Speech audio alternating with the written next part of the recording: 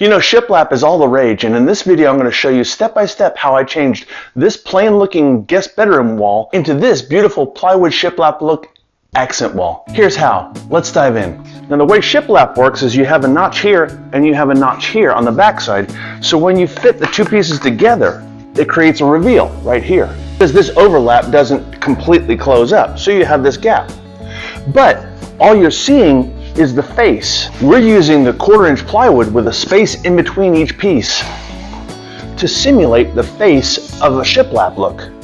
Now first we ripped the plywood at 5.5 inches wide. If you don't have a table saw, you could use a straight edge with a circular saw.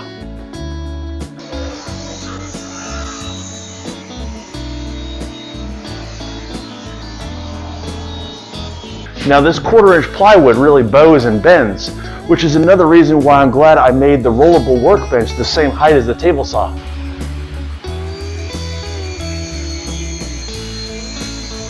The first thing we do is we tape off for the paint.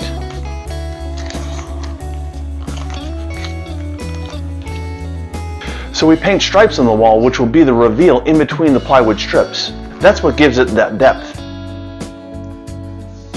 Then I take my laser line, make sure I'm at 5.5 off the ceiling for the first board. Doesn't have to be perfect because there's just going to be a space there. So I put my line on the wall and lower the laser level down to meet the line. This is the space between the plywood strips.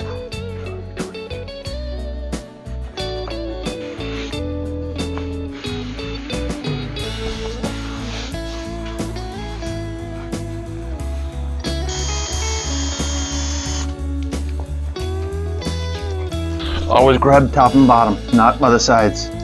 You get popped. My wife had the brilliant idea as a handy time-saving tip to sand the edges all stacked and butted up at once.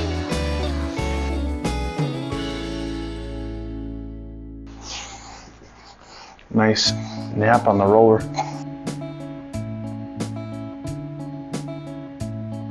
So now our paint is dry, and the stripes on the wall in between the strips is dry. Now it comes time to brad nail. For that we're going to use the Ryobi 1 Plus Airstrike 18 volt brad nailer.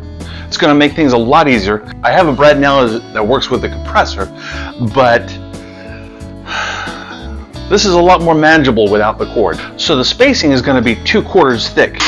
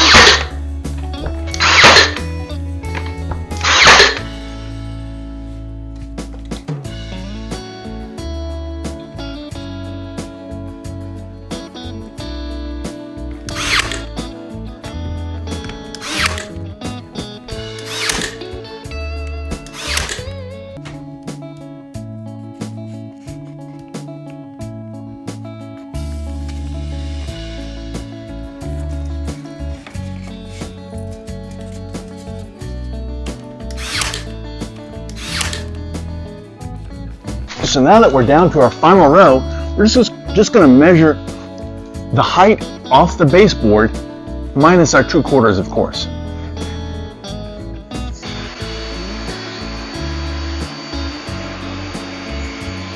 Now that the wall is all nailed up, I want to introduce this tool to you. This is called a nail set. What this allows you to do is allows you to drive in the nail heads that are slightly exposed. You just want it just slightly below the surface so that when you spackle over it, the spackle has a place to go. Now you want to cover up all the nail holes and you want to cover up all the joints.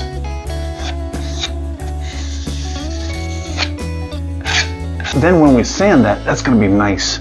Now we're ready to sand the spackling off. I don't want to sand the paint off. I just want to sand off the spackle, which is thinner and more powdery. So it doesn't take a lot to get that layer off. I want to leave the paint as much as possible. I just want to knock off that layer of spackle and leave it so the nail hole is full. Cover up those patches, cover up the holes, and blend it in. Some of these seams I may go back in and I may touch up.